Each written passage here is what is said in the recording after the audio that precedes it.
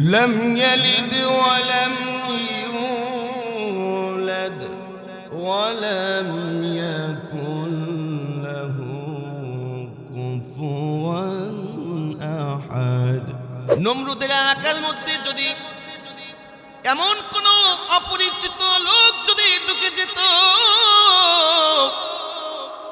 নমরুদের ক্ষমতা এত ছিল যে নমরুদ ওই ব্যক্তিটাকেও ধরে তার কদমে সে সেজদা নিত। এত বড় ক্ষমতাশালী ব্যক্তি সে ছিল, কিন্তু এত বড় ক্ষমতাওয়ালা ব্যক্তি হয়েও এই নমরুদ মৃত্যু থেকে বাঁচতে পারে নাই। হযরত সুলাইমান পয়গম্বর, তাকেও আল্লাহ পাক রব্বুল আলামিন ক্ষমতা দিয়েছেন।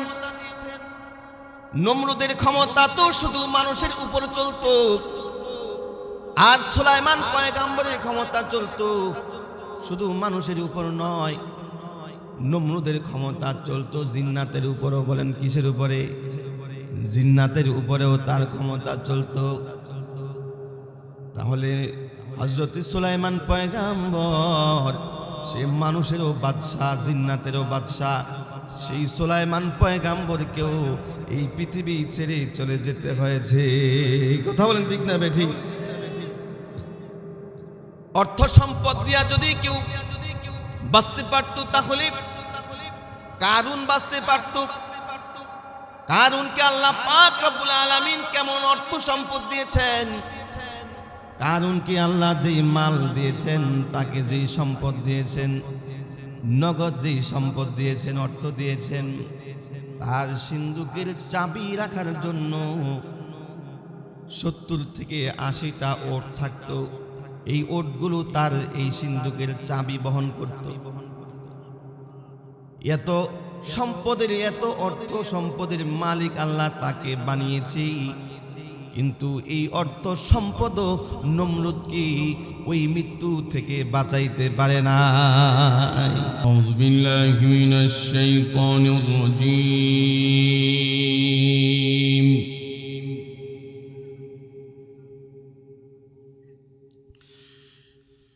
বিসমিল্লাহির রহমানির রহিম।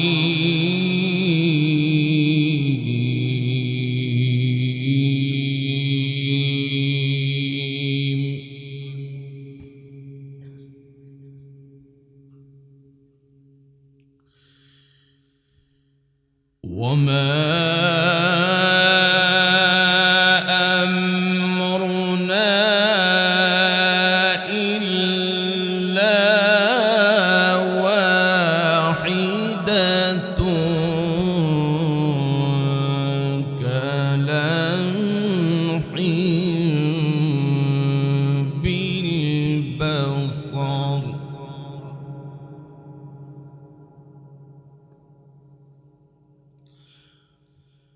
وَلَقَدْ أَهْلَكْنَا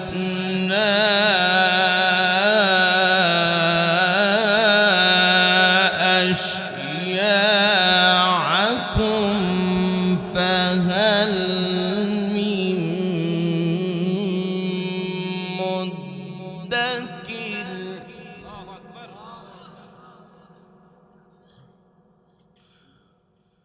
وَكُلُّ شيء فعلوه في الزبر وكل صغير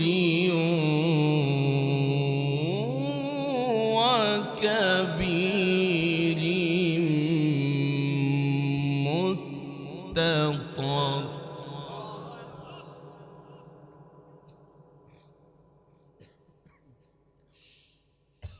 إن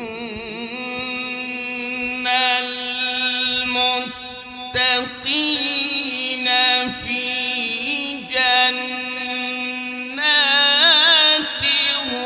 ونهر في مقعد صدق عند مليك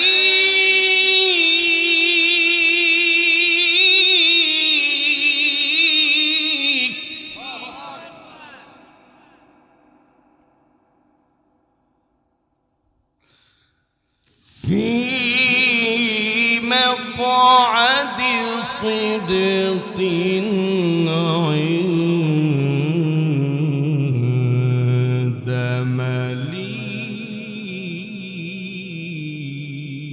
مليك في مقعد صدق عند مليك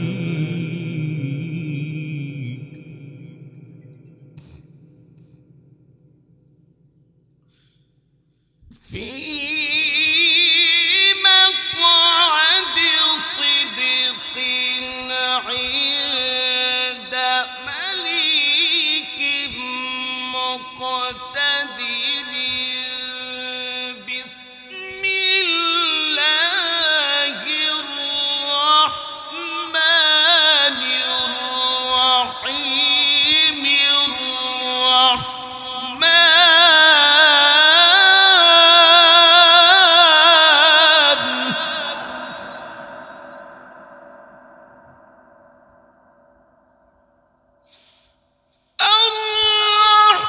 الرحمن علم القرآن خلق الإنسان علمه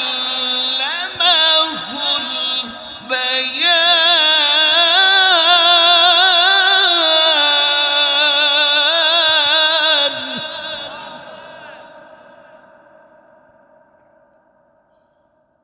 الشمس والقمر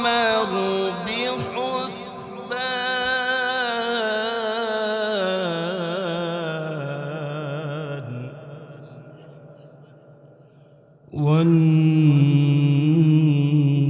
والنجم والشجر يسجدان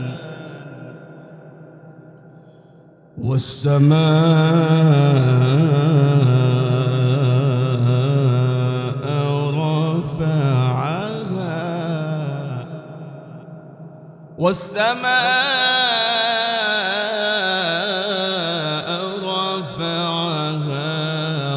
ووضع الميزان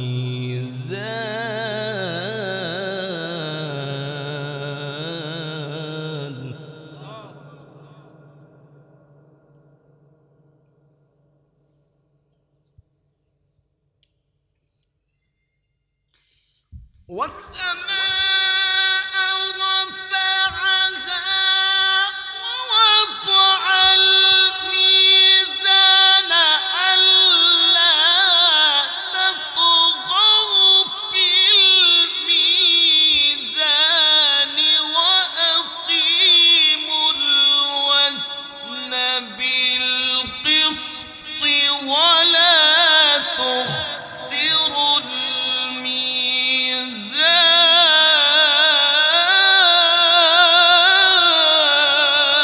الميزان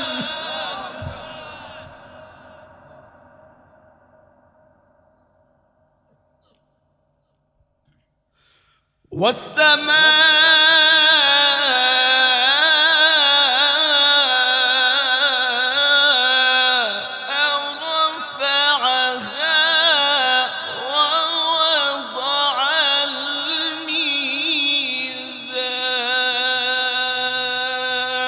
الميزان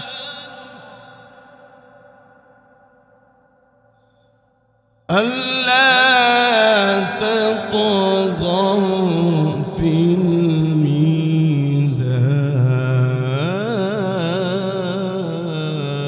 الميزان وأقيموا الوزن بالقسط وأقيموا الوزن بالقسط ولا تخسروا الميزان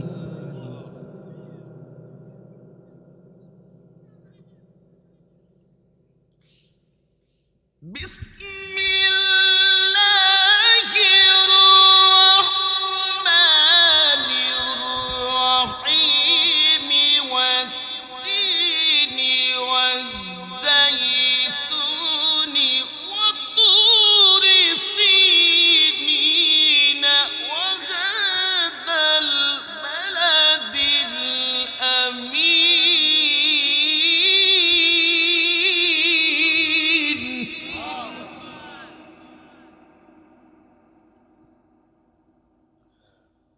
لقد خلقنا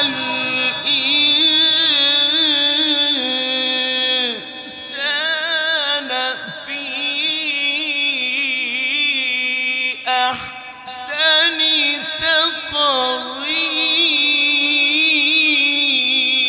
تقويم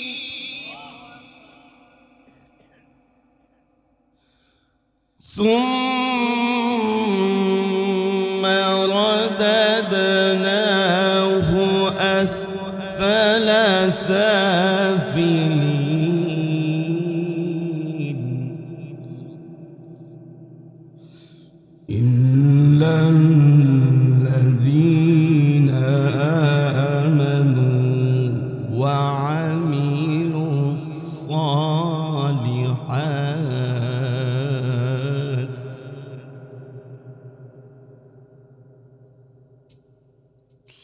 إلا الذين آمنوا وعملوا الصالحات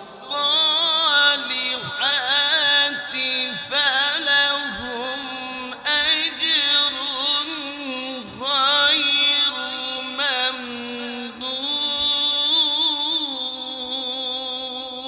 ممنون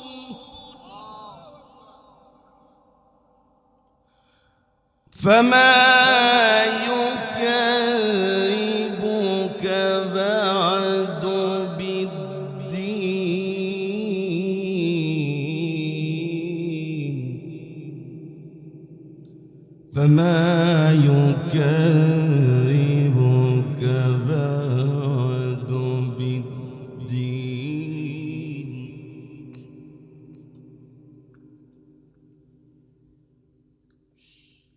إلا الذين آمنوا وعملوا الصالحات فلهم أجر غير ممنون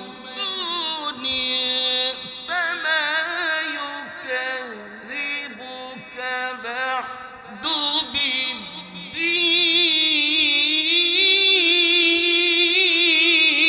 بالدين فما يكذبك بعد بالدين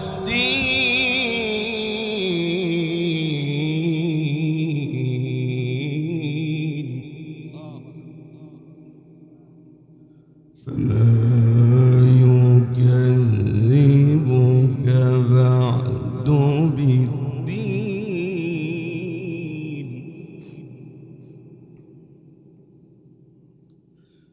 فما يكذبك بعد بالدين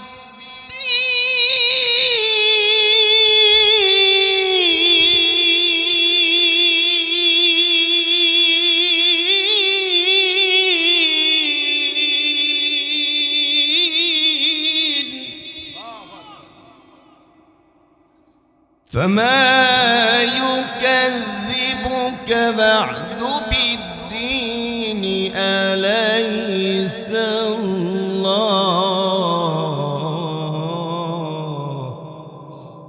أليس الله بأحكم الحاكمين بسم الله الرحمن الرحيم قل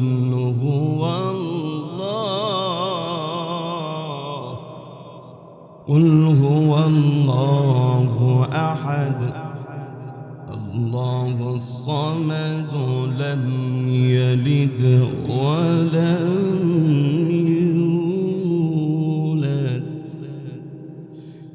لم يلد ولم يولد ولم يكن له كفوا أحد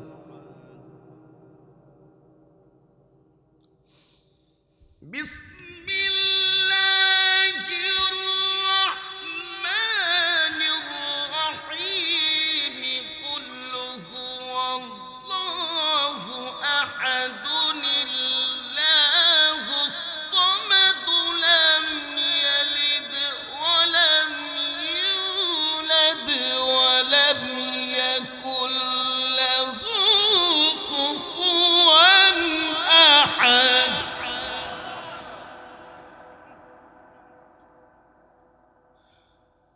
لم يلد ولم يولد ولم يكن له كفوا أحد لم يلد ولم يولد ولم يكن له كفوا أحد صدق الله العلي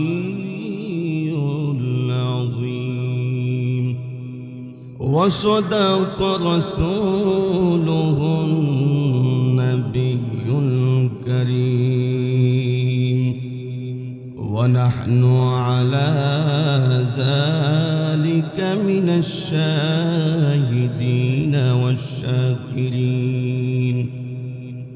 قال رسول الله صلى الله عليه وسلم أكثروا ذكر هادم لذات الموت أو كما قال عليه الصلاة والسلام সবাই মোহাব্বতের সাথে দুরূদ ইব্রাহিম পাঠ করি আল্লাহুম্মা সাল্লি আলা محمد وعلى آل محمد كما صليت على إبراهيم وعلى آل إبراهيم إنك حميد مجيد اللهم بارك على محمد وعلى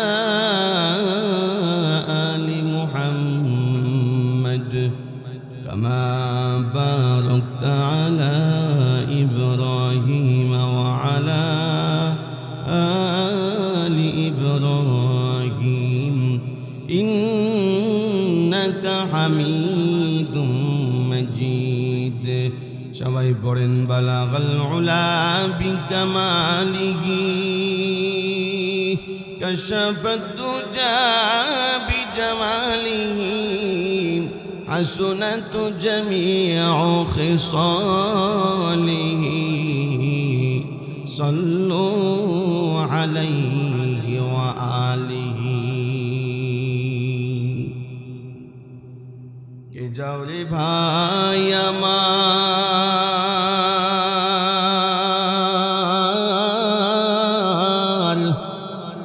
কবরের পাশ দিয়া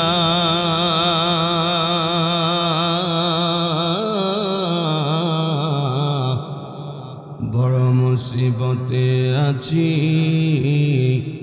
কইও আমার বাড়িতে যাইয়া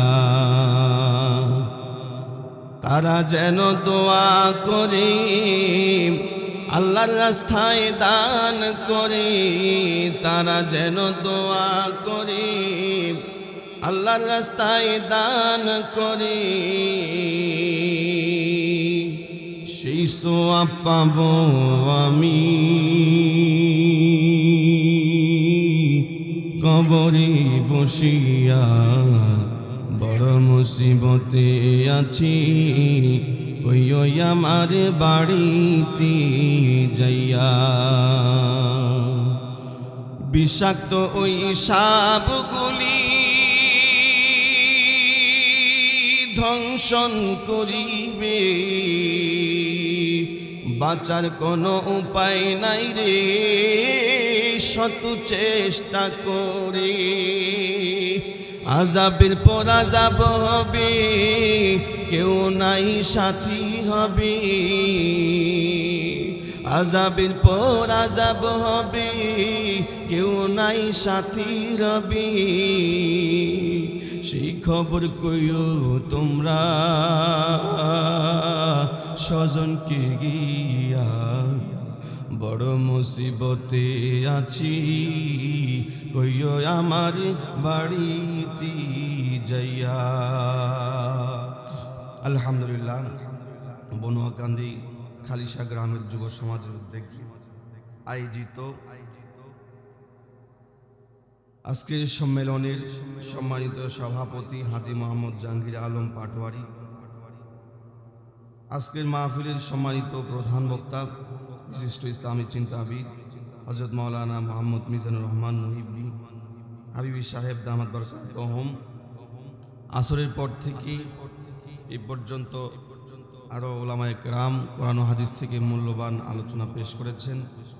মঞ্চে উপবিষ্ট আছেন জাতির মাথার মুকুট, জাতির মাথার তাজ হযরতে ওলামায়ে কেরাম, সামনে উপবিষ্ট আছেন দূর দূরান্ত থেকে আগত দাড়ি বাবাকা মুরব্বী বাবাজিরা, যুবক ভাইয়েরা, পর্দার আড়ালে সম্মানিত মা ও বোনেরা।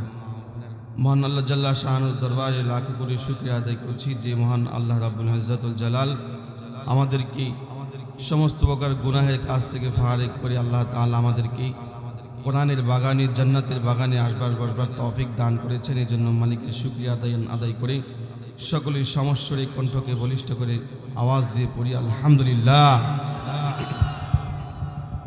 মাহফিলে আসতে পেরে আমরা খুশি না বেজার? আমাদেরকে আসার তৌফিক দিয়েছেন কে? অনেক মানুষ আছে এলাকার মধ্যে যারা মাইকের আওয়াজ শুনতেছে, কিন্তু আল্লাহ তাদেরকে কবুল করেন নাই, এই জন্য তারা আসতে পারে না।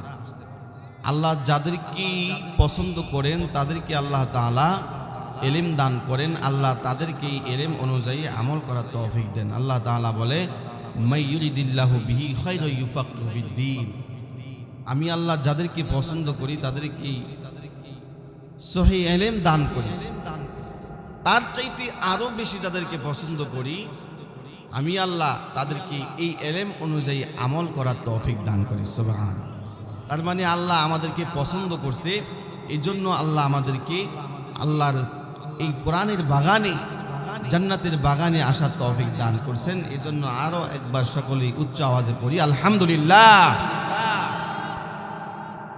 এখানে যে মানুষগুলো আমরা উপস্থিত আছি এর চাইতে আরো বেশি একটা জায়গায় মানুষ আছে, কিন্তু এখানে যদি অল্প সংখ্যক মানুষও হয়, এখানে যদি বলি যে আওয়াজ দেওয়ার জন্য, এই আওয়াজ পুরা এলাকার মধ্যে ছড়ায় পড়বে।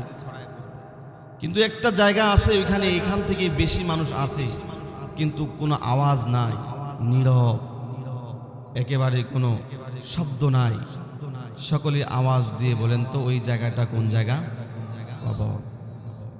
এই কবরে আমাদের সকলকেই একদিন চলে যেতে হবে।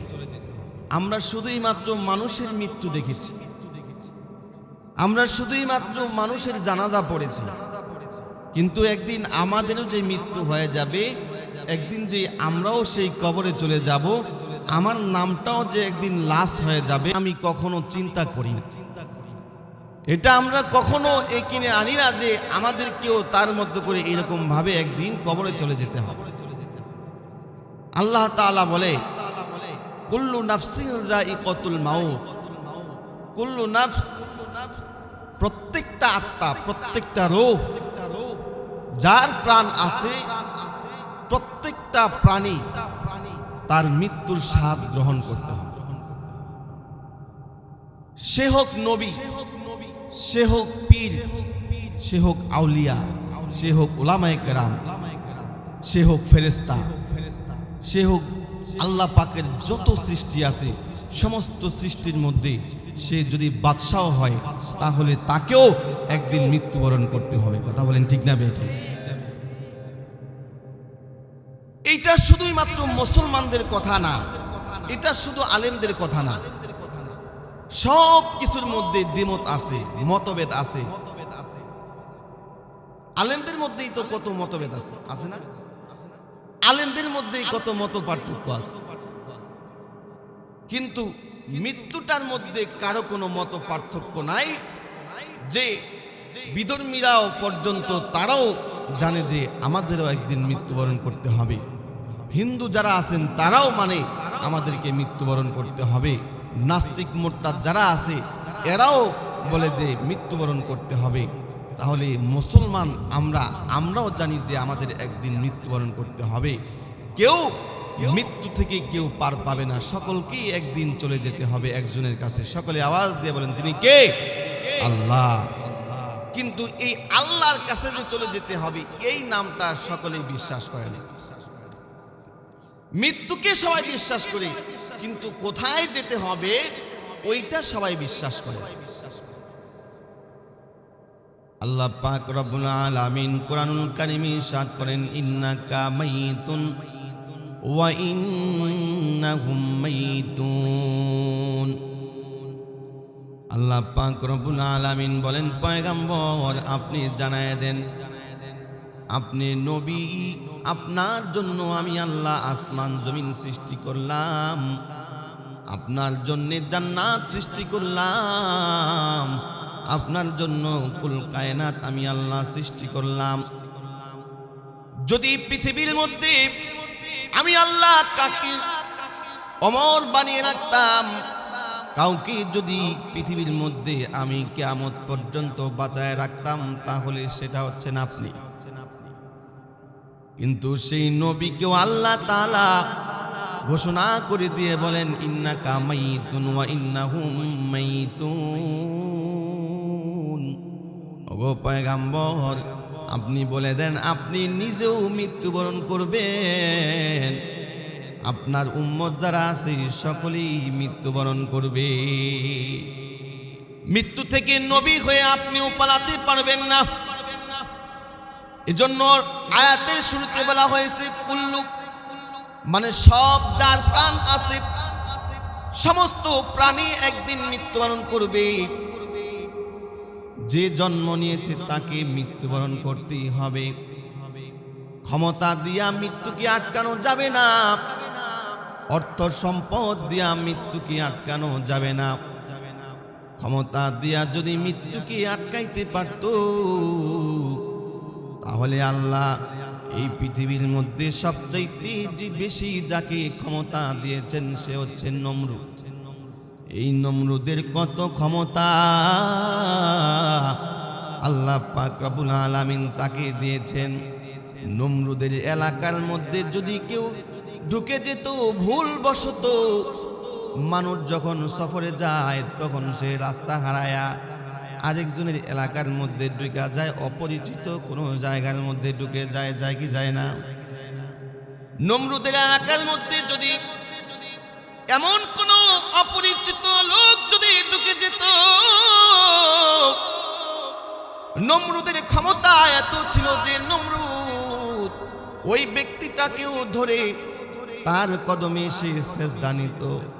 এত বড় ক্ষমতাশালী ব্যক্তি সে ছিল, কিন্তু এত বড় ক্ষমতাওয়ালা ব্যক্তি হয়েও এই নমরুদ মৃত্যু থেকে বাঁচতে পারে নাই। হযরত সুলাইমান পয়গম্বর, তাকেও আল্লাহ পাক রব্বুল আলামিন ক্ষমতা দিয়েছেন। নমরুদের ক্ষমতা তো শুধু মানুষের উপর চলতো, আর সুলাইমান পয়গম্বরের ক্ষমতা চলতো শুধু মানুষের উপর নয়, নমরুদের ক্ষমতা চলতো জিন্নাতের উপরও। বলেন কিসের উপরে? জিন্নাতের উপরেও তার ক্ষমতা চলতো। তাহলে হযরত সুলাইমান পয়গম্বর সে মানুষেরও বাদশা, জিন্নাতেরও বাদশা। সেই সুলাইমান পয়গম্বরকেও এই পৃথিবী ছেড়ে চলে যেতে হয়েছে। কথা বলেন ঠিক না বেঠিক? অর্থ সম্পদ দিয়া যদি কেউ বাঁচতে পারত, তাহলে কারুন বাঁচতে পারত। কারুনকে আল্লাহ পাক রব্বুল আলামিন কেমন অর্থ সম্পদ দিয়েছেন, কারুনকে আল্লাহ যেই মাল দিয়েছেন, তাকে যেই সম্পদ দিয়েছেন, নগদ যেই সম্পদ দিয়েছেন, অর্থ দিয়েছেন, তার সিন্দুকের চাবি রাখার জন্য 70 থেকে 80টা ওট থাকতো। এই ওটগুলো তার এই সিন্দুকের চাবি বহন করত। এত সম্পদের, এত অর্থ সম্পদের মালিক আল্লাহ তাকে বানিয়েছে, কিন্তু এই অর্থ সম্পদ নমরুদকে ওই মৃত্যু থেকে বাঁচাইতে পারে না। নবী, পয়গম্বর, নবী রাসূল যারা আছেন তারাও তাদের ক্ষমতা দিয়া, আমল দিয়া মৃত্যু থেকে বাঁচতে পারে নাই। এই পৃথিবী থেকে পালায়া কেউ কোনো জায়গায় গিয়ে বাঁচতে পারবে না। যদি সমুদ্রের নিচে সুদূর দুর্গের ভিতরে পাথরের ভিতরে যদি আপনি ঘর বানায়া ওই জায়গার মধ্যে যদি পালায়া থাকেন, তাহলেও আপনি ওই জায়গা থেকে বাঁচতে পারবেন না। মালাকুল মাউত ওই জায়গায়ও গিয়া আপনাকে খুঁজে বের করে ফেলবে। আল্লাহ পাক রব্বুল আলামিন বলেন, আইনামা তাকুনু ইদরিকুমুল মাউতু ওয়ালাউ কুনতুম ফি বুরুজিম মুশাইয়াদা। মৃত্যু থেকে পলায়ন করতে পারবা না। মালাকুল মাউত তোমার মৃত্যু যেই জায়গায় লেখা আছে, তোমার মৃত্যুটা যদি সমুদ্রের নিচে লেখা হয়ে থাকে, ওই জায়গায় গিয়া মালাকুল মাউত তোমাকে খুঁজে বের করবে। তোমার মৃত্যুটা যদি আসমানের উপরেও থাকে, ওই জায়গায় গিয়াও মালাকুল মাউত তোমাকে ধরে ফেলবে। হযরত ইদ্রিস পয়গম্বরের কাছে জিবরাইল আমিন এসে বলে, ওগো ইদ্রিস পয়গম্বর, আজ থেকে আপনার যত আমল করবেন প্রত্যেকটা আমলে আল্লাহ তাআলা দ্বিগুণ সওয়াব দিয়া দিবে, দ্বিগুণ সওয়াব দিবে। এবার হযরতে ইদ্রিস পয়গম্বর বলে, যেহেতু সময় পাইছি, আমল করার সময় পাইছি, এবার জিবরাইলকে বলে, ও ভাই জিবরাইল, তুমি কি আমাকে একটু মালাকুল মাউতের সাথে সাক্ষাৎ করতে দিবা? তুমি কি আমাকে তার সাথে একটু সাক্ষাৎ করায় দিবা? তার কাছ থেকে আমি একটু সময় বাড়ায় নিতাম। জিবরাইল পয়গম্বর বলে, পয়গম্বর কি বলে, এটা তো সম্ভব না। কারো কাছে যেতে হলে অনুমতি লাগে, আমি আগে অনুমতি নিয়ে আসি, এরপর আপনাকে তার কাছে নিয়ে যাব। এবার জিবরাইল পয়গম্বর বলে, যেহেতু আপনি এতই পীড়াপিড়ি করতেছেন, তাহলে আসেন আমার পাখার মধ্যে বসেন। পাখার মধ্যে বসলে তাকে নিয়ে চতুর্থ আসমানে মালাকুল মাউত ওই সময় চতুর্থ আসমানে গেলে একটা জায়গার মধ্যে ওই পয়গম্বরকে রেখে এরপর বলে যে আমি মালাকুল মাউতের সাথে গিয়া একটু কথা বলে আসি, দেখে আসি তার মুভমেন্ট কেমন, তার কাছ থেকে অনুমতি নিয়ে আসি। আসমানের মধ্যে গিয়া একটা জায়গায় তাকে রেখে অনুমতি আনতে গেছে। এবার ওই জিবরাইল আমিনকে মালাকুল মাউত দেখা বলে, ও লিডার, আপনি হঠাৎ অনুমতি ছাড়াই কেন চলে আসলেন? বুঝলাম না, কি দরকার, কোনো প্রয়োজন নাকি? ও মালাকুল মাউত, তোমার সাথে একজন দেখা করার জন্য আসছে, সে হচ্ছে ইদ্রিস পয়গম্বর। কি বলেন? সবাই আওয়াজ করে বলেন, কে? ইদ্রিস পয়গম্বর।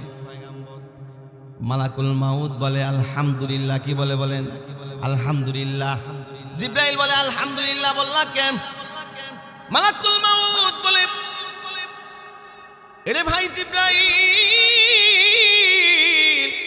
আল্লাহ পাক রব্বুল আলামিন প্রতিদিন আমার হাতে একটা লিস্ট দেয়, প্রতিদিন কে মারা যাবে, কে কোন জায়গায় মারা যাবে, এই লিস্ট অনুযায়ী আমি মানুষকে খুঁজতে থাকি।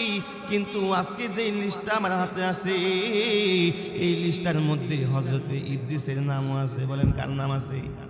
ইদ্রিসের নামও আছে। এই জন্য বলছি আলহামদুলিল্লাহ। আমি তো পেরেশানির মধ্যে পড়ে গেছি, যে চতুর্থ আসমানে আমি ইদ্রিসকে পাবো কই?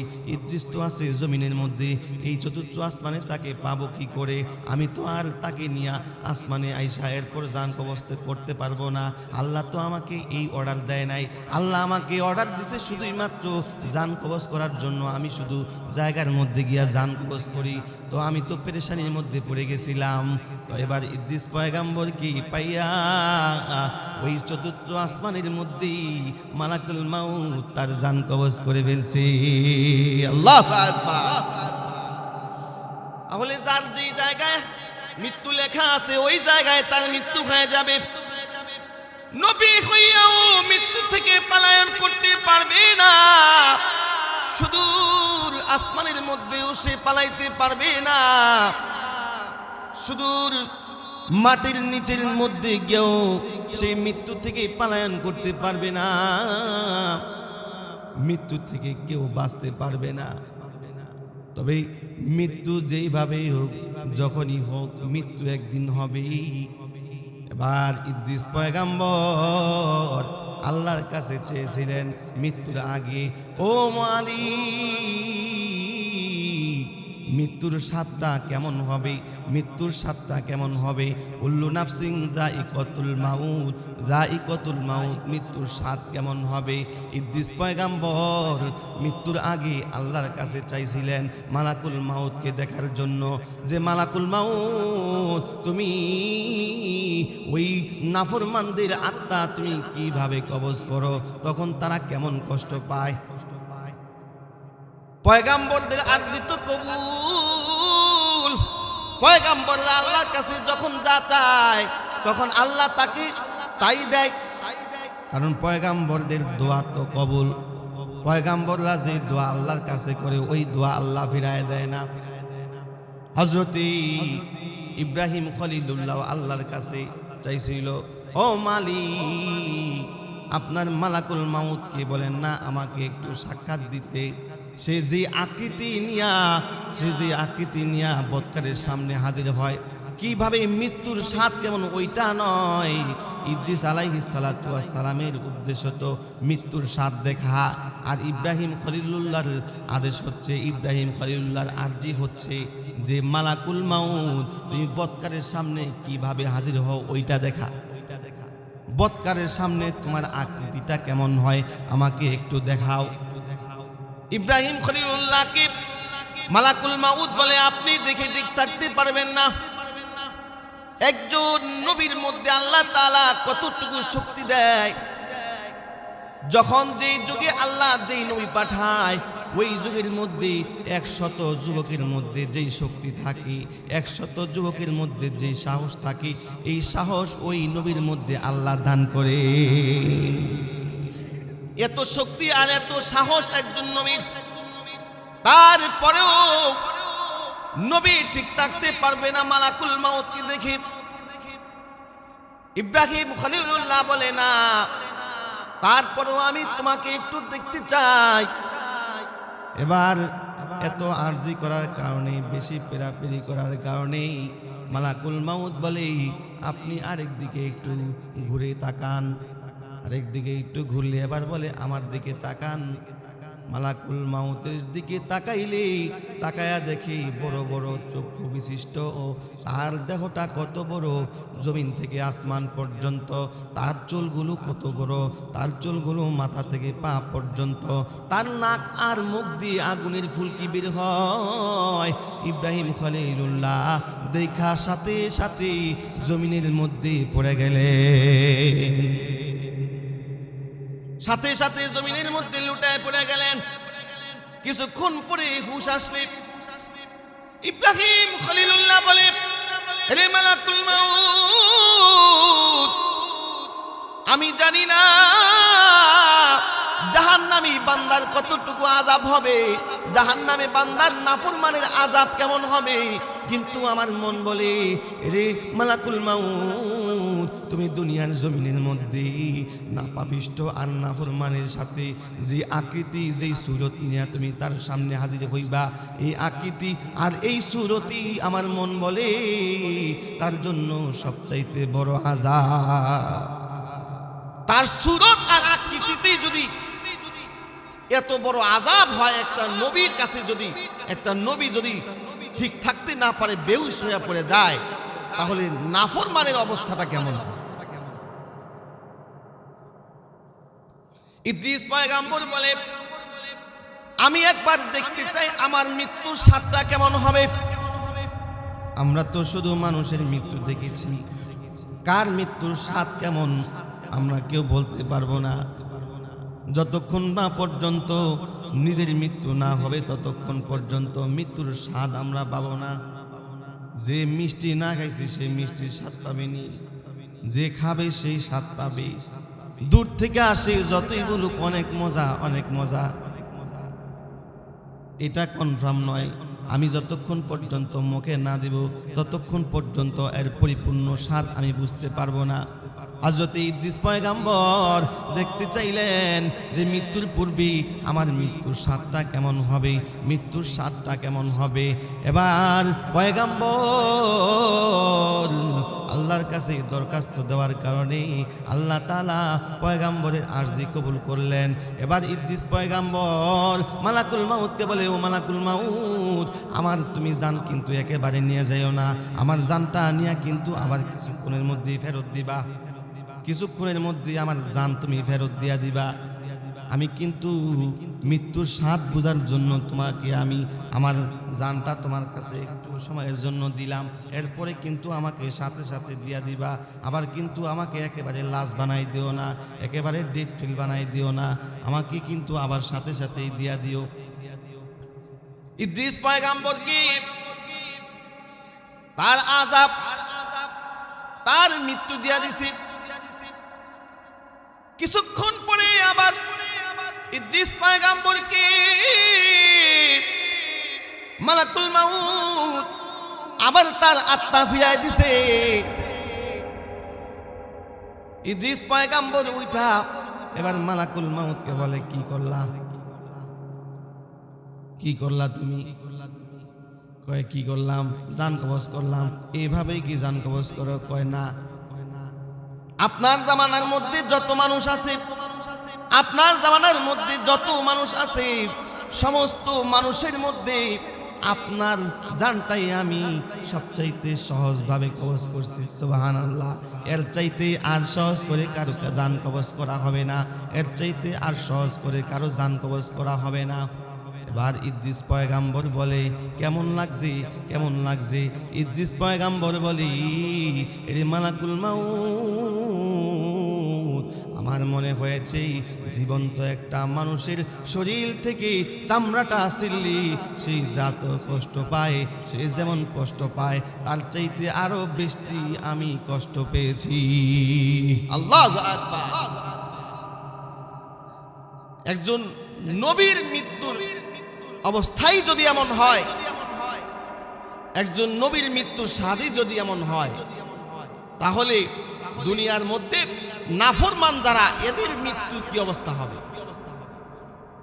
সাহাবীরা বলে, ওগো পয়গাম্বর, কিভাবে সহ্য করব? আল্লাহ পাক রব্বুল আলামিন বলেন, যারা নাকি নেককার, যারা নাকি বদকার, এদের রূহ আর নেককারদের রূহ একরকম হবে না। এদের জান আর বদকারদের জান একরকম ভাবে কবজ করা হবে না। ফালাউলা ইযা বালাগাতিল হুলকুম ওয়া আনতুম হিনা ইযিন তানজুরুন। আল্লাহ পাক রব্বুল আলামিন বলেন, নেককার বান্দাদের জানটা কেমন ভাবে কবজ করা হবে? ও সাহাবীরা, হতাশ হয়ে যেও না। নেককারদের জান কিন্তু আমি আল্লাহর কাছেই আমার উম্মতের জন্য চেয়েছি। আয় আল্লাহ, আমার নেককার বান্দাদেরকে কিন্তু আপনি কষ্ট দিয়েন না। পয়গাম্বর যখন তার জান কবজ করা হয় তখন কেমন হয় যে নবীজির, আমাদের জামানার মধ্যে নবীজির জান যত আহসানের সহিত হয়েছে, যত সহজভাবে করা হয়েছে, আর কোনো মানুষের জান এত সহজভাবে কবজ করা হয় নাই, আর করাও হবে না। ওই সময়ও পয়গাম্বর তিনি বলেছেন, মালাকুল মাউত যখন আমার জান কবজ করেছেন, আমার মনে হয়েছে উহুদ পাহাড়টা আমার বুকের মধ্যে চাপ দেওয়া হয়েছে। উহুদ পাহাড়টা আমার নবীর উপর রাখা হয়েছে, এত কষ্ট আমাকে দেওয়া হয়েছে, যার জন্য আল্লাহ পাক রব্বুল আলামিন আসমান জমিন সৃষ্টি করলেন। ওই নবীকে যদি এত কষ্ট দেওয়া হয়, তাহলে আমাদের কি অবস্থা হবে? এবার আল্লাহ পাক রব্বুল আলামিন বলেন, ও নেককার বান্দারা তোমরা ভয় পেও না। পয়গাম্বর বলে, ও নেককার বান্দারা, ও সাহাবীরা তোমরা ভয় পেও না। নেককার বান্দাদের যখন জান কবজ করা হবে, যখন মালাকুল মাউত তার কাছে আসবে, তার কাছে আসার আগে ওই ব্যক্তির জান্নাতের মধ্যে যাবে। জান্নাতের মধ্যে গিয়া একটা সুগন্ধি যুক্ত একটা রুমাল নিয়ে আসবে, আর ওই জান্নাত থেকে রাইয়ান নামক ফুলদানি সে একা আসবে না, আরো 500 ফেরেশতা তার সাথে করে সে নিয়ে আসবে। 500 ফেরেশতা নিয়ে আসবে, প্রত্যেকের হাতে থাকবে ফুলদানি, প্রত্যেকের প্রত্যেকের হাতে থাকবে জান্নাতের সুগন্ধযুক্ত ওই রুমাল। এইগুলো নিয়ে একজন নেককার বান্দার সামনে এসে বলবে, ও নেককার বান্দা, দুনিয়ার মধ্যে অনেক পরীক্ষা দিয়েছ, অনেক পরীক্ষা দিয়েছ, দুনিয়ার মধ্যে তুমি অনেক কষ্ট করেছ, আল্লাহ যেইভাবে বলছে আল্লাহর হুকুম অনুযায়ী চলছো, সুদ খাও নাই, ঘুষ খাও নাই, হারাম খাও নাই, হালাল পথে চলেছ, আল্লাহ যেইভাবে বলেছে এইভাবে চলেছ, আল্লাহ যেইখানে নিষেধ করেছে ওই জায়গায় তুমি যাও নাই, আল্লাহ তোমার উপর সন্তুষ্ট। ফেরেশতারা বলে, ইন্নাল্লাযীনা ক্বালু রাব্বুনাল্লাহু সুম্মা ইসতাকামু তাতানাজ্জালু আলাইহিমুল মালাইকাতু আল্লা তাখাফু ওয়া লা তাহজানু ওয়া আবশিরু বিল জান্নাতিল্লাতী কুনতুম তুআদুন। ফেরেশতারা বলে, ও নেককার বান্দা, ভয় পেও না, আমরা আল্লাহর পক্ষ থেকে আসছি, তুমি আল্লাহর সন্তুষ্ট আত্মা, তুমি আল্লাহর সন্তুষ্ট আত্মা। আল্লাহ পাক রব্বুল আলামিন এই নেককার বান্দার সামনে, এই নেককার বান্দার সামনে জান্নাতের সমস্ত নাজ নিয়ামত তুলে ধরবে।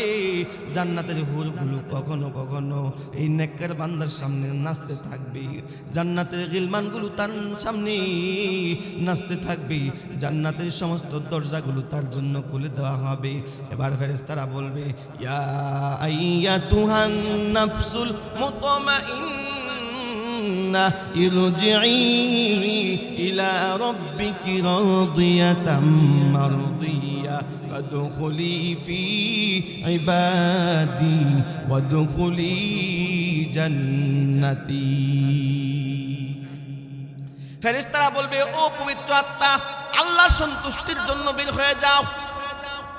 এই কথাটা বলার সাথে সাথে জান্নাতের নাজ নিয়ামত দেখার সাথে সাথে এই নেককার বান্দাগুলো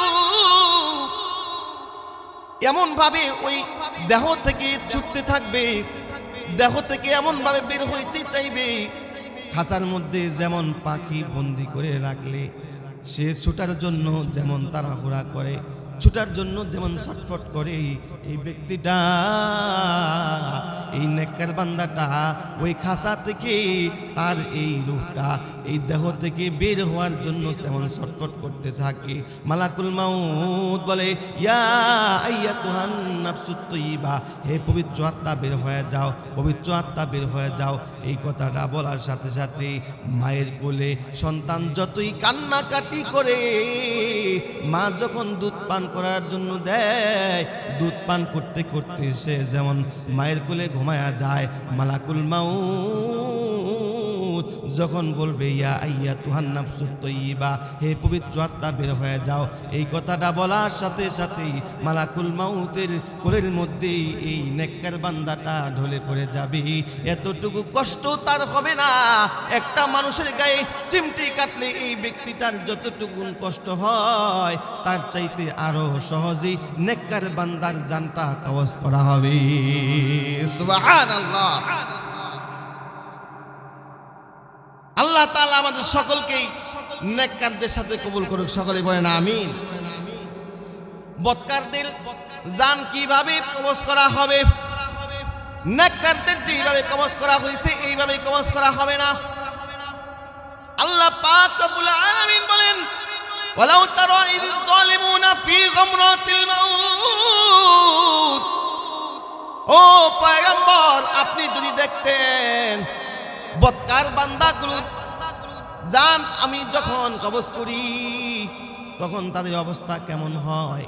মালাকুল মাউত 500 ফেরেশতা নিয়া প্রত্যেকের হাতে থাকে লোহার গুর্জ, প্রত্যেকের হাতে থাকে দুর্গন্ধযুক্ত ওই রুমাল। এইগুলো নিয়ে 500 ফেরেশতা আইসা এই বদকার বান্দার সামনে যখন বসে তার শরীরের মধ্যে এই গুর্জ দিয়া পিটাইতে থাকে আর তার এই রূহটা প্রত্যেকটা পশমের কাছে গিয়া বলে, ও পশম আমাকে একটু আশ্রয় দাও, আমাকে একটু লুকাইতে দাও। এই রূহটা লুকাইতে থাকে, দেহের মধ্যে গিয়া লুকাইতে থাকে, কোনো জায়গায় সে স্থান পায় না। জায়গায় জায়গায় গিয়া ওই ফেরেশতারা পিটাইতে থাকে, পিটাইতে থাকে, পিটাইতে থাকে। সে এই ঘর থেকে বের হইতে চায় না, সে এই রূহটা এই দেহ থেকে বের হইতে চায় না, দেহ থেকে বের হইতে চায় না। এই ব্যক্তিটার অবস্থাটা কেমন হয়? যখন পিটায় তখন তার চোখ মুখগুলো বড় বড় হয়ে যায়, মুখের মধ্যে মাইরের ছাপ থাকে, মনে হয় যেমন তাকে দেখলে বোঝা যাবে এই ব্যক্তিটাকে অনেক কষ্ট দিয়া তার জানটা কবজ করা হয়েছে। এইরকম মনে হবে, এইরকম মনে হবে তার জানটা কবজ করা হবে। ইয়া আইয়াতুহান নাফসুল খাবিসা, হে অপবিত্র আত্মা বের হয়ে যা, হে অপবিত্র আত্মা বের হয়ে যা। অপবিত্র আত্মা যখন বের হবে, এটা সালার চট দিয়া বেঁধে এরপর আকাশের দিকে নিয়ে যাবে। আকাশের ফেরেশতারা বলবে, এটা কার রূহ? এই রূহের গন্ধে আমরা টিকতে পারতেছি না, একে নিয়ে যাও, একে নিয়ে যাও। ফেরেশতারা তারপরও যায় না, হয় দরজা খোলো, একে উপরের দিকে নিয়ে যাব না, একে আসমানের দিকে নিয়ে যাওয়া যাবে না। ওই ফেরেশতারা এমন সজোরে ধাক্কা মারে, সজোরে ধাক্কা মারার কারণে এই ব্যক্তিগুলো একেবারে সিজ্জিনের মধ্যে গিয়া পড়ে। কবরের মধ্যে সকলেই যখন আপনজনেরা কবরের মধ্যে রাখা দুইটা হাত দিয়ে লাফ দিয়ে উঠা চলে যায়, এই ব্যক্তির কোনো আত্মীয় স্বজন আর থাকে না। দুইজন ফেরেশতা আছে, এই দুইজন ফেরেশতা এসে তাকে প্রশ্ন করে, মার রব্বুকা? সে বলে, হায় হায় লা আদ্রি, আমি কিছু জানি না। ওমা দিনুকা, তোমার দিন কি? হায় হায় লা আদ্রি, আমি কিছু জানি না। ওমান নাবিয়ুকা, তোমার নবী কে? আমি কিছু জানি না, আমি কিছু জানি না। এইভাবে প্রশ্ন করতে থাকি, কিন্তু নেককার বান্দা যখন তার কাছে ফেরেশতারা আসে, তখন নেককার বান্দা এদেরকে ফেরেশতারা যখন প্রশ্ন করে, মার রব্বুকা ওয়া দিনুকা ইউকা, তখন তার নেক আমল, তার নেক আমলগুলো এই ফেরেশতাকে বলতে থাকে, ও ফেরেশতারা, তুমি এই ব্যক্তিকে ডিস্টার্ব করো না। সে দুনিয়ার মধ্যে আল্লাহর হুকুম অনুযায়ী চলছে, নবীর তরিকা অনুযায়ী চলছে, তাকে আজকে তোমরা ডিস্টার্ব করো না। সে আরামের ঘুম ঘুমাইতেছে, তাকে ঘুমাইতে দাও। তোমাদের যত প্রশ্ন আছে আমাদেরকে করো, তার পক্ষ থেকে সমস্ত প্রশ্নের উত্তরগুলো আমরা দিয়া দিব। সুবহানাল্লাহ। হযরত রাবিয়া বসরিকে ফেরেশতারা প্রশ্ন করে, ও রাবিয়া বসরি, বলো, মার রব্বুকা ওয়া মা দীনুকা ওয়া মান নাবিয়ুকা? রাবিয়া বসরি বলে, ও ফেরেশতা, তোমরা কোথা থেকে এসেছো? ফেরেশতারা বলে, আমরা লক্ষ লক্ষ কোটি কোটি মাইল ওই উপর থেকে আমরা এসেছি। কয়, তোমরা কি তোমার রবের নাম জানো কি জানো না? কয়, জানি। কয়, তোমরা লক্ষ লক্ষ কোটি কোটি মাইল উপর থেকে এসে যদি আমার রবের নাম ভুলে না যাও, তাহলে আমি তো মাত্র 3.5 হাত মাটির উপর থেকে এসেছি। আমি আমার রবের নাম কিভাবে ভুলে যাই? আমি আমার রবের নাম কিভাবে ভুলে যাই? ফেরেশতারা আল্লাহর কাছে চলে যায়, আল্লাহর কাছে গিয়া বলে, ও মালিক, আপনার রাবিয়া বসে আমাদেরকে উল্টা প্রশ্ন করে। কয়, তুই কার কাছে গেছ জানুস নি? এই রাবিয়া বসি হচ্ছে সমস্ত জান্নাতীদের সর্দার। সুবহানাল্লাহ। রাবিয়া বসরির কাছে তুমি গিয়া প্রশ্ন করো। রাবিয়া বসরি তো মুহূর্তের জন্য আমি আল্লাহকে দুনিয়ার মধ্যে ভুলে যায় নাই, আর আমরা সামান্যতম দুনিয়ার এই অল্প সময়ের জিন্দেগি আর সামান্যতম চাকচিক্য দেখা আমরা মালিককে ভুলে গেছি। কথা বলেন ঠিক না বেঠিক? আল্লাহ তাআলা বলে, আফা হাসিবিতুম আন্নামা খলাকনাকুম আবাসাও ওয়া আন্নাকুম ইলাইনা লা তুরজাউন। আল্লাহ পাক রব্বুল আলামিন বলেন, ও নাফরমানের দল, তোমরা কি মনে করেছো তোমাদেরকে আমি আল্লাহ দুনিয়ার মধ্যে এমনিতে ছেড়ে দিছি? না না, কবরের মধ্যে যে যাইবা হিসাব করে যাইও, কবরের মধ্যে যে যাইবা হিসাব করে যাইও। তোমরা কিন্তু মুসলমান না হইয়া মইরো না, নেককার না হইয়া মইরো না। কবর কিন্তু পোকামাকড়ের ঘর, সাপ বিচ্ছুর ঘর, এটা কিন্তু অন্ধকার কবর। এইখানে কিন্তু নেক কাজ ছাড়া কোনো কাজ হবে না, নেক ছাড়া কিন্তু তুমি পার পাবা না। আমার নবীর দোহাই দিয়া কিন্তু জান্নাতে যাইতে পারবা না, কোনো ওলি আল্লাহ কিন্তু তোমাকে জান্নাতে নিতে পারবে না। তোমাদের ওই কবরের মধ্যে শুধুই মাত্র তোমার সঙ্গী হবে তোমার নেক আমল। এজন্য আল্লাহ পাক রব্বুল আলামিন বলেন, দুনিয়ার মধ্যে আল্লাহ পাক রব্বুল আলামিন আমাদেরকে পাঠাইছে শুধুই মাত্র ইবাদত করার জন্য। আল্লাহ তাআলা বলে, ওমা খালাকতুল জিন্না ওয়াল ইনসা ইল্লা লিয়াবুদুন। আমি আল্লাহ মানুষকে বানাইছি আমি আল্লাহর ইবাদত করার জন্য। তোমরা আমি আল্লাহর ইবাদত ছেড়ে তোমরা কোন মানুষের দাসত্ব করো, কোন নেতার পিছনে ঘুরতেছো, ওই নেতার পিছনে ঘুরা ঘুরা জীবন নষ্ট করতেছো, বন্ধুদের আড্ডায় পুরা জীবন নষ্ট করতেছো, গুনাহ করতেছো, অন্যায় করতেছো। গুনাহ নিয়া কিন্তু কবরের দিকে যাও না। যেই গুনাহ করতেছি, যেইভাবে দুনিয়ার জমিনে চলতেছি, মনে হয় যে এই দুনিয়াই আমাদের চিরস্থায়ী জীবন। কথা বলেন ঠিক না ঠিক? আল্লাহ তাআলা বলে, যত গুনাহ করবা একটা, কিন্তু হাসরের ময়দানে আল্লাহ বলে, কুল্লু নাফসিন যায়িকাতুল মাউত ওয়া ইন্নামা তুওয়াফাউনা উজুরাকুম ইয়াউমাল কিয়ামাতি ফামান যুহজিহা আনিন নার ওয়া উদখিলাল জান্নাতা ফাকাদ ফাজ ওয়া মাল হায়াতুদ দুনিয়া ইল্লা মাতাউল গুরুর। আল্লাহ পাক রব্বুল আলামিন বলেন, হাসরের ময়দানে কিন্তু কিয়ামতের ময়দানে পাই টু পাই তোমাকে নেক কাজও বুঝাই দেওয়া হবে, বদ কাজ গুনাহ যা করছো তাও বুঝাই দেওয়া হবে। আমরা তো দুনিয়ার মধ্যে যা গুনাহ করি, অন্যায় করি, অপরাধ মনে করি, আমাদেরকে কেউ দেখে না, আমাদের কোনো সাক্ষী হবে না। কিন্তু আল্লাহ তাআলা বলে, ও নাফরমান, দুনিয়ার জমিনে তুমি গুনাহ করবা একটা, কিন্তু হাসরের ময়দানে তোমার গুনার বিরুদ্ধে সাক্ষী দাঁড়ায় যাবে 8টা। কয়টা বলেন? গুনাহ কয়টা বলেন? সাক্ষী কয়টা? আপনাদের বিশ্বাস আসেনি? আল্লাহ তাআলা 1 নম্বরে যে সাক্ষীটা হাসরের ময়দানে দাঁড় করায় দিবে, সূরাতুল জিলজালের 4 নম্বর আয়াতের মধ্যে আল্লাহ তাআলা বলে, ইযা জুলজিলাতিল আরদু জিলজালাহা ওয়া আখরাজাতিল আরদু আসকালাহা ওয়া ক্বালাল ইনসানু মা লাহা ইয়াওমা ইযিন তুহাদ্দিসু আখবারাহা। আল্লাহ পাক রব্বুল আলামিন বলেন, 1 নম্বরে তোমার গুনার বিরুদ্ধে যে সাক্ষীটা দাঁড়ায় যাবে, ওই সাক্ষী হবে তোমার 2 পায়ের নিচের জমিন। এই জমিনের মধ্যে কোন জায়গায় গিয়া তুমি গুনাহ করলা, জমিনের কোন জায়গায় গিয়া তুমি কোন অপরাধ করলা, জমিনের কোন জায়গায় কোন গুনাহ করছো, জমিনের কোন জায়গায় তুমি কোন জায়গায় চুরি করছো, জমিনের কোন জায়গায় তুমি কোন কাজ করছো, কোন অন্যায় করছো, কোন অপরাধ করছো, ওই জমিন হাসরের ময়দানে ফুটে সহকারে আল্লাহর কাছে সাক্ষী দিবি।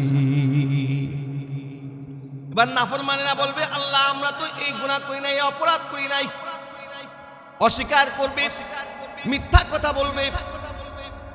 কিন্তু আল্লাহ পাক রব্বুল আলামিন বলেন, এ নাফরমান, দুনিয়ার মধ্যে একটা সত্যকে ডাকার জন্য কত হাজার হাজার মিথ্যা কথা বলছো। বলেন, বলে কি বলে না?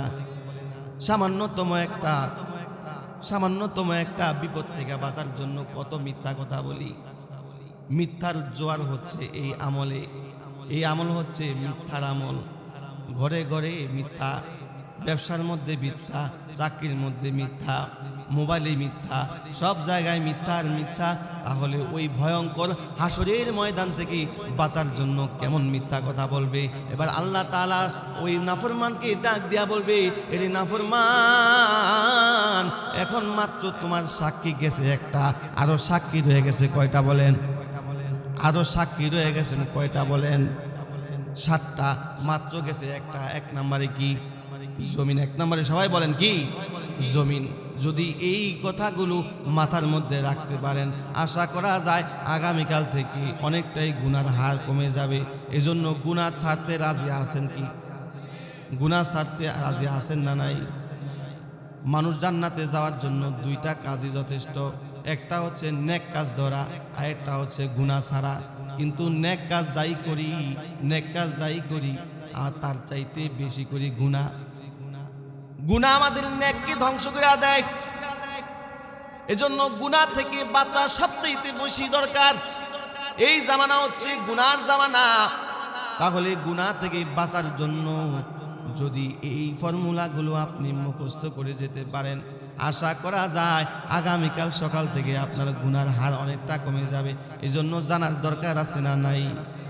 তাহলে বলেন, 1 নম্বরে গুনার জন্য সাক্ষী কে হবে? জমিন। এবার আল্লাহ তাআলার কাছে নাফরমান বলবি, আল্লাহ জমিন আমার নামে মিথ্যা সাক্ষী দিচ্ছে, আমার নামে মিথ্যা কথা বলছে।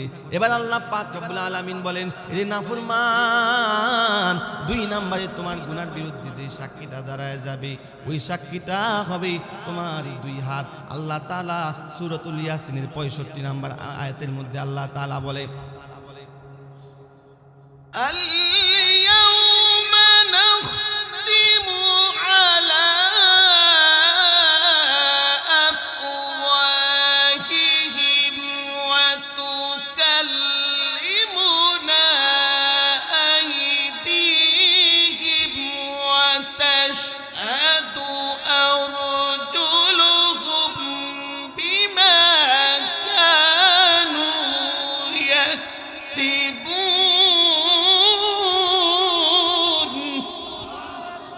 আরো জোরে আওয়াজ করে পড়ুন আল্লাহু আকবার। আল্লাহ পাক রব্বুল আলামিন বলেন, এরে নাফরমান, আল-ইয়াওমা নাখতিম, তোমার জবান বন্ধ করে দেওয়া হবে। জবান বন্ধ করে দেওয়া হয়েছে, এখন কি হবে? ওয়া তুকাল্লিমুনা আইদিহিম, তোমার হাতের জবান খুলে দেওয়া হবে। এই হাত দিয়া তুমি কোন জায়গায় কোন গুনাহ করলা, কার গায়ে তুমি আঘাত করছো অন্যায়ভাবে, কাকে তুমি মারছো, কাকে তুমি অন্যায়ভাবে খুন করছো। তুমি এই হাত দিয়া কখন সুদ দিছো, কখন ঘুষ দিছো, এই হাত দিয়া কখন কোন গুনাহ করছো, এই হাত দিয়া কখন চুরি করছো, এই হাত দিয়া কখন কোন অপরাধ করছো। এই হাত দিয়া যতই গুনাহ করে থাকো, হাতের জবান আল্লাহ কিয়ামতের ময়দানে খুলে দিবে। হাজার হাজার লক্ষ লক্ষ কোটি কোটি মানুষের সামনে এই হাত সাক্ষী দিতে থাকবে। হাতের জবান আল্লাহ খুলে দিবে, হাত কথা বলবে। আপনাদের বিশ্বাস হয়? বিশ্বাস না থাকলে ঈমান থাকবে? কারণ কার কথা? নবীর কথা। কার কথা? আল্লাহর কথা। আল্লাহর কথা কোনো মিথ্যা? আল্লাহ কোরআনুল কারীমে যা বলছে সব সত্য। যদি কেউ সন্দেহ পোষণ করে তাহলে এই ব্যক্তির ঈমান থাকবে না। কথা বলেন ঠিক না বেঠিক? আল্লাহ তাআলা বলে, আলিফ লাম মিম যালিকাল কিতাবু লা রাইবা ফি হুদাল লিল মুত্তাকিন। প্রত্যেকটা কিতাবওয়ালা, বইওয়ালা যখন সে বাজারের মধ্যে বই ছাড়ে, তখন সে এই বইয়ের প্রথম পৃষ্ঠার মধ্যে লেখে যে যদি কোনো ভুল ত্রুটি হয়ে থাকে তাহলে এই নাম্বারে যোগাযোগ করে ধরিয়ে দেবেন। আছে না নাই? এরকম বলে। কিন্তু আল্লাহ তাআলা তার কিতাবের মধ্যেও তিনি লিখছেন, আলিফ লাম মিম যালিকাল কিতাবু লা রাইবা ফি হুদাল লিল মুত্তাকিন। এটা হচ্ছে ওই কিতাব যেই কিতাবের মধ্যে ভুল থাকবে তো দূরের কথা, সন্দেহ পর্যন্ত এই কিতাবের মধ্যে নাই। কেউ যদি সন্দেহ করে তাহলে এই ব্যক্তির ঈমান থাকবে। এজন্য আল্লাহ পাক রব্বুল আলামিন বলেন, 2 নম্বরে তোমার সাক্ষী হবে তোমার হাত। এবার ওই হাসরের ময়দানে অনেক মানুষ থাকবে যাদের হাত নাই। আছে না নাই বলেন? দুনিয়ার মধ্যে এমন মানুষ আসেনি যে হাত নাই? এরকম অনেক মানুষ থাকবে, এরা বলবে আমরা তো বেঁচে গেলাম, আমাদের হাত নাই, সাক্ষী কোত্থেকে হবে? আল্লাহ তাআলা বলে, এরে নাফরমান, তোমার সাক্ষী তো এখনো শেষ হয়ে যায় নাই। মাত্র সাক্ষী গেছে কয়টা বলেন? মাত্র কয়টা গেছে? 1 নম্বরে কি? 2 নম্বরে কি? এবার আল্লাহ তাআলা বলে আল-ইয়াওমা নাখতিমু আলা আফওয়াহিহিম ওয়া তুকাল্লিমুনা আইদিহিম ওয়া তাশহাদু আরজুলুহুম বিমা কানু ইয়াকসিবুন। আরজুলুহুম বিমা কানু ইয়াকসিবুন। এবার 3 নম্বরে তোমার বিরুদ্ধে যে সাক্ষীটা দাঁড়াবে এই সাক্ষীটা হবে তোমার 2 পা। এই পা দিয়া হেঁটে হেঁটে তুমি কোন জায়গায় গিয়া গুনাহ করছো, এই পা দিয়া কোন জায়গায় গুনাহ করছো, এই পা দিয়া তুমি কি ওই মাহফিলে গেছিলা কিনা, তাহলে তোমার নামে নেক লেখা হবে। এই পা দিয়া হেঁটে হেঁটে গান দেখতে গিয়েছিলা, এই পা দিয়া হেঁটে হেঁটে তুমি কোন জায়গায় গিয়া রাতের আধারে দিনের আলোতে কেউ দেখে নাই, তুমি মনে করো না বান্দা এই সাক্ষী হবে না, কিন্তু তোমার পা এর জবান আল্লাহ খুলে দিবে। হাসরের ময়দানে সমস্ত মানুষের সামনে এই পা তোমার গুনার বিরুদ্ধে সাক্ষী দিবে, পা সাক্ষী দিবে হাসরের ময়দানে। মনে করি এই অঙ্গ আমার, যা মন চায় তাই করব। বলেন তো এই অঙ্গের মালিক কে? আরো জোরে আওয়াজ করে বলেন কে? আল্লাহ। এই আল্লাহ তাআলা পাকে অর্ডার দিবেন, এরে পা আজকে তো গুনাহ করছো, কেউ জানে নাই কেউ শোনে নাই, কিন্তু এই কানের জবান আল্লাহ হাসরের ময়দানে খুলে দিবে। কান তোমার গুনাহের বিরুদ্ধে সমস্ত সাক্ষ্যগুলো দিতে থাকবে। বাঁচার উপায় আছে? বাঁচার উপায় নাই। এখন যদি আপনি মনে করেন যে আমি গুনাহ করব, তাহলে এগুলোর থেকে বাইরে হইয়া তারপর গিয়া গুনাহ করব। এগুলোর থেকে জমিন থেকে বের হয়ে এবার কোন জায়গায় গিয়া গুনাহ করবেন করেন। হাত পা এগুলো ফেলে দিয়া, চোখ কান এগুলো ফেলে দিয়া এরপর গুনাহ করে। এবার 5 নম্বরে আল্লাহ তাআলা বলে তোমার গুনার বিরুদ্ধে 5 নম্বরে যে সাক্ষীটা দাঁড়ায় যাবে, এই সাক্ষী হবে তোমার চোখ। এই চোখ দিয়া তুমি কোন কোন গুনাহ করছো, এই চোখ দিয়া কোন কোন বিন্নারের দিকে তাকাইছো, এই চোখ দিয়া তুমি টিভি দেখছো, সিনেমা দেখছো, এই চোখ দিয়া তুমি কোন কোন অন্যায় করছো। যে মানুষটা তোমার জন্য হালাল, যেই নারীটা তোমার জন্য হালাল, তুমি তার দিকে না তাকায়া যার দিকে তাকানো তোমার জন্য হারাম, এই নারীর দিকে তুমি তাকাইছো। মোবাইলের মধ্যে গুনাহ, মোবাইলের মধ্যে যুবক ভাইরা সারাদিনই গুনাহ করে। কথা বলেন ঠিক না বেঠিক? মোবাইলের মধ্যে মহিলা আছে না নাই? তাহলে যুবক সন্তান যারা এরা মোবাইল টিপে কি টিপে না, সারাদিনই মোবাইলের মধ্যে থাকে, তাহলে সারাদিন গুনাহ এখন তার হাতের মুঠোয়। সারা বিশ্বের যত নারী আছে যদিও কাছে না আসে, যদিও গুনাহ কাছে না আসে, কিন্তু এমন একটা প্রযুক্তি, এমন একটা জিনিস মোবাইল, এই মোবাইলের মধ্যে সারা বিশ্বের সমস্ত গুনাহগুলো সেটিং আছে। ইচ্ছা করলে জায়গায় বসে সারা বিশ্বের সাথে সে গুনাহ করতে পারে। এজন্য যুবক ভাইরা, তোমরা যারা মোবাইল দেখো, এই মোবাইলের মধ্যে যত নর্তকীদের নৃত্য দেখো, এর জেনার গুনাহ কিন্তু তোমার আমলনামায় লেখা হচ্ছে। এই গুনাহগুলোর সাক্ষীও কিন্তু হাসরের মধ্যে, হাসরের ময়দানে এই চোখ তোমার গুনার বিরুদ্ধে, চোখের গুনার বিরুদ্ধে সাক্ষী দিবে।